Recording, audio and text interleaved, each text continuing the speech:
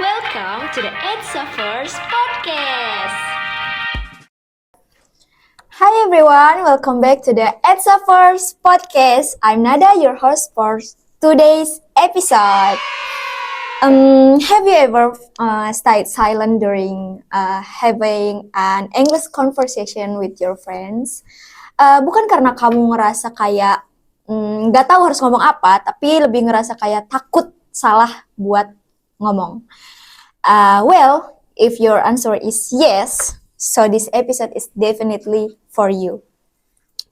Today we're talking about something many English learners struggle with. Apakah itu?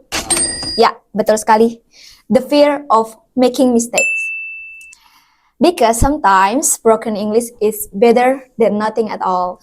Nah, to dive deeper into this topic, I'm joined by Kak Nadia. Halo. Thank you for joining us today, Kak. Oh yeah. How are you doing today, Kak? I'm doing fine, thank you. Oh, aku mau ditanya juga dong. Oh iya. Sorry. How are you? I'm good. Sedih dikit ya karena nggak ditanya balik. Iya, sorry guys. Aku kadang orangnya pelupa emang sih. Oke.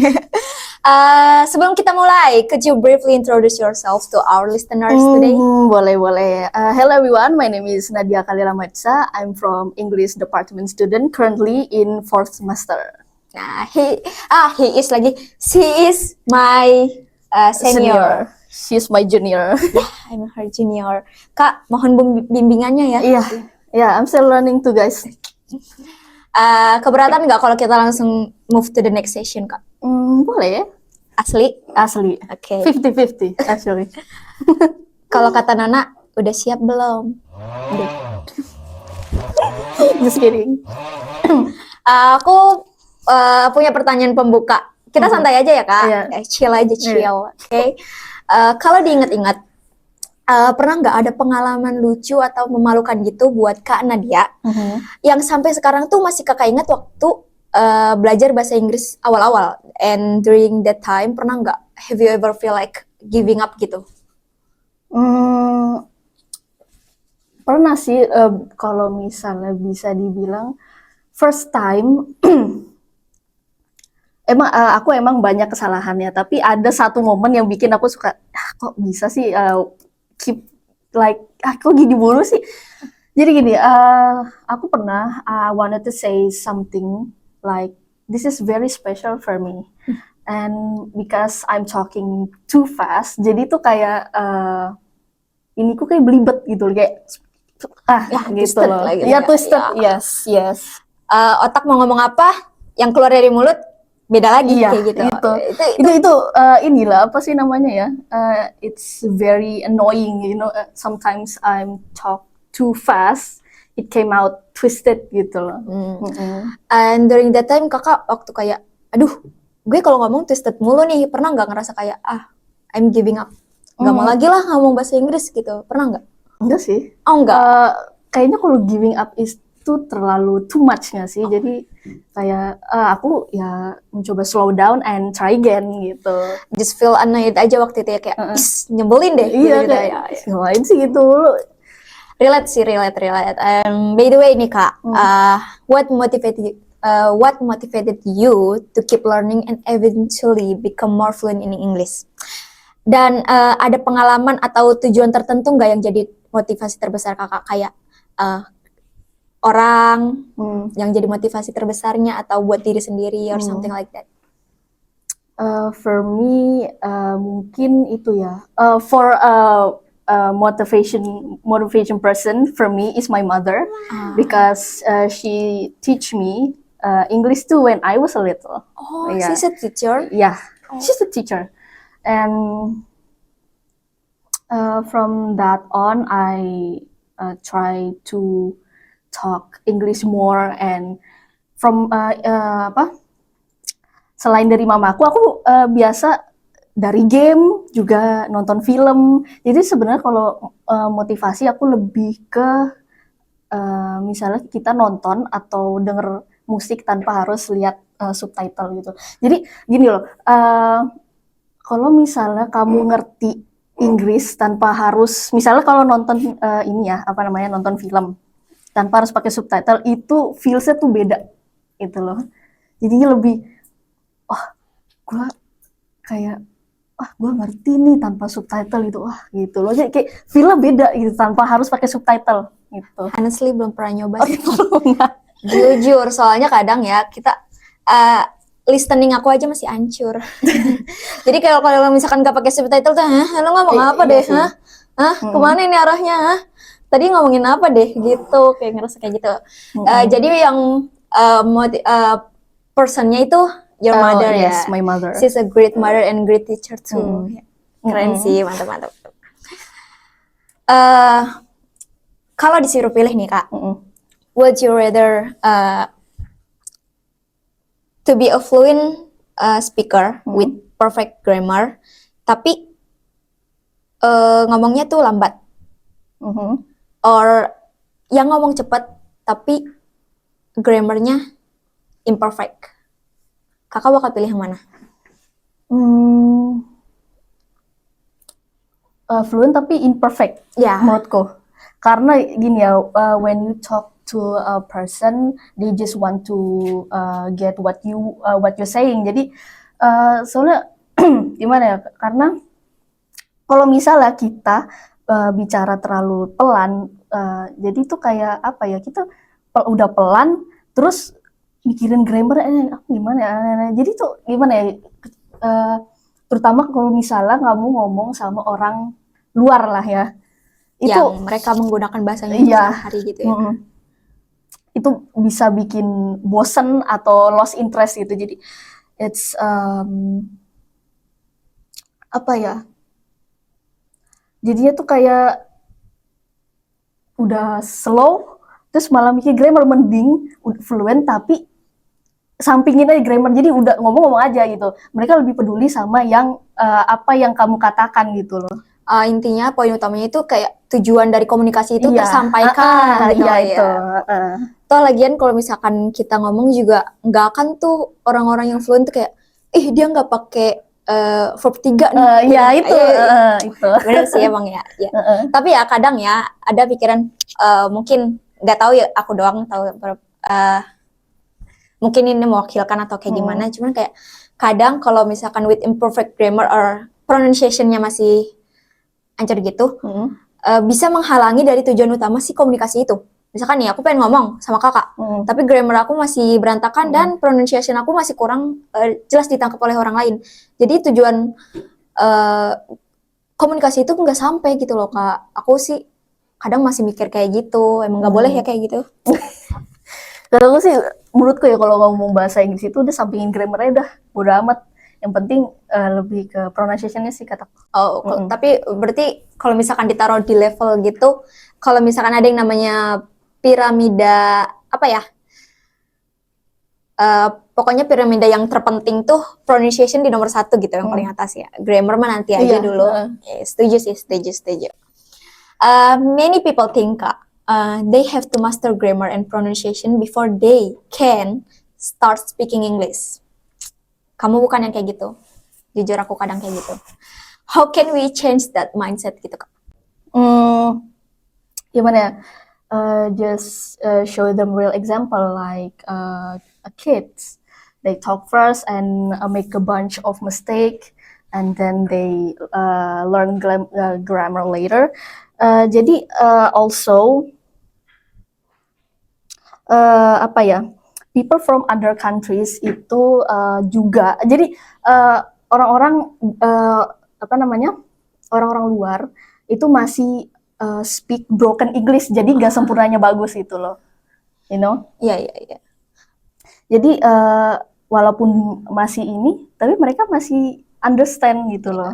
Jadi don't wait gitu loh, you know? Oh iya, jangan malah dijadiin Don't wait until you're perfect gitu loh. Bener Pokoknya sih. emang belajar bahasa Inggris itu emang harus bertahap, jadi nggak bisa langsung master gitu loh.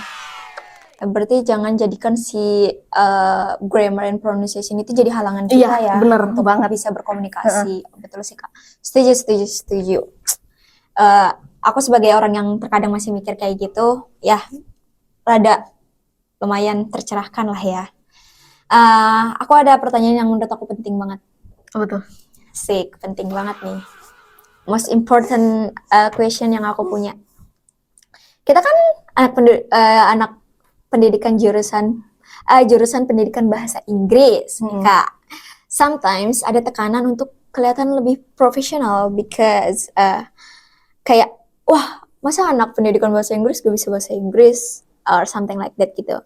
Do you think we as English students put too much pressure on ourselves to be perfect? Actually, from what I think, kataku sih iya. Terutama as English student, kadang kita tuh kayak disuruh apa ya namanya to be professional. Sedangkan kita masih belajar loh gitu loh. We still learning. Jadi tuh that pressure makes us more scared to learn gitu loh.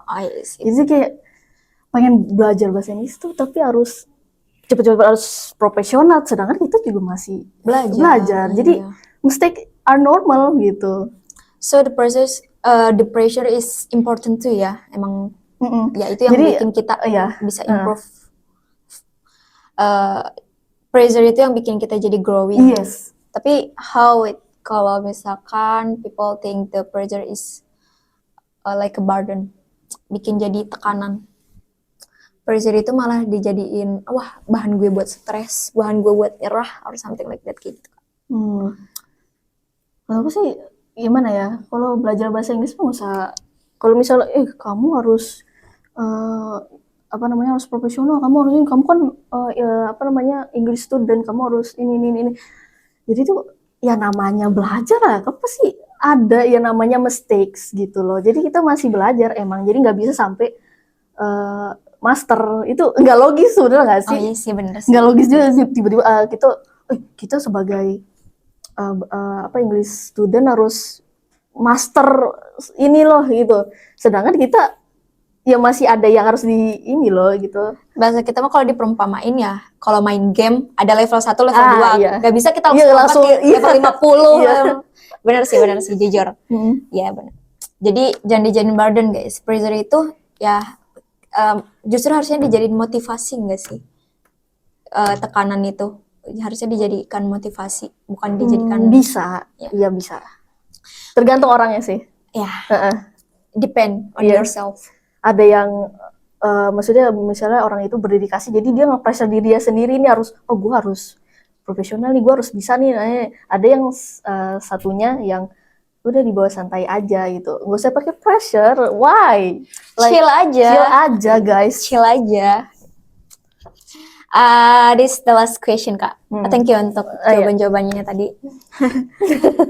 For people who are masih malu gitu, atau afraid of making mistakes, what advice would you give to help them to speak more confidently?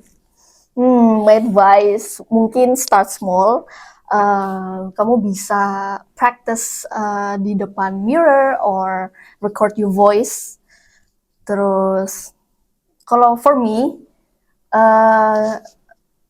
untuk belajar bahasa Inggris, tapi emang harus bertahap, emang iya sih, nggak langsung ini, karena dari kecil aku itu udah diajarin. Kalian kalau misalnya yang sering nonton kayak film Inggris lah atau game, itu bisa loh dari situ sebenarnya. It's part of your your dedication. Misalnya kamu kalau pengen emang jadi English student atau yang pengen belajar bahasa Inggris, ya itu sih mulai dari kamunya gitu loh. Kamu orangnya berdedikasi apa enggak gitu loh.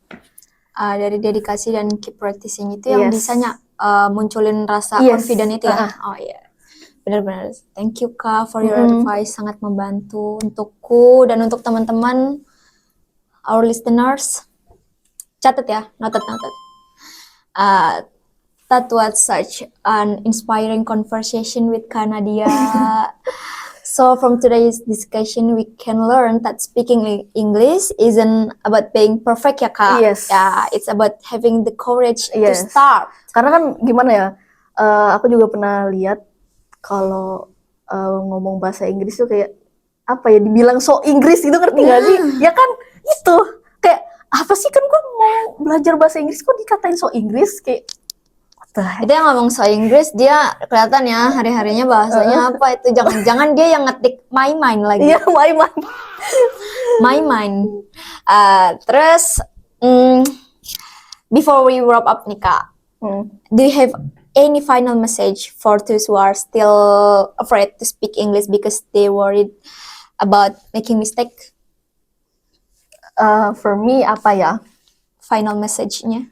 Ya kalau mau belajar bahasa Inggris nggak usah takut, nggak usah apa namanya kayak diketin lu so Inggris lo. Ya, hey, it's my choice. I don't give an F, bro. Gitu. Yes, I don't give an F, bro. Pokoknya ya pokoknya apa namanya satu saran dariku, bodo amat kata orang-orang lain teh. Kataku kalau mau belajar bahasa ini, mau dikatain so Inggris lah, mau dikatain inilah itulah, bodo amat. Itu ini gue, dedikasi gue gitu loh. Think about yourself gitu ya, udah bodo amat. I don't give a gitu. F.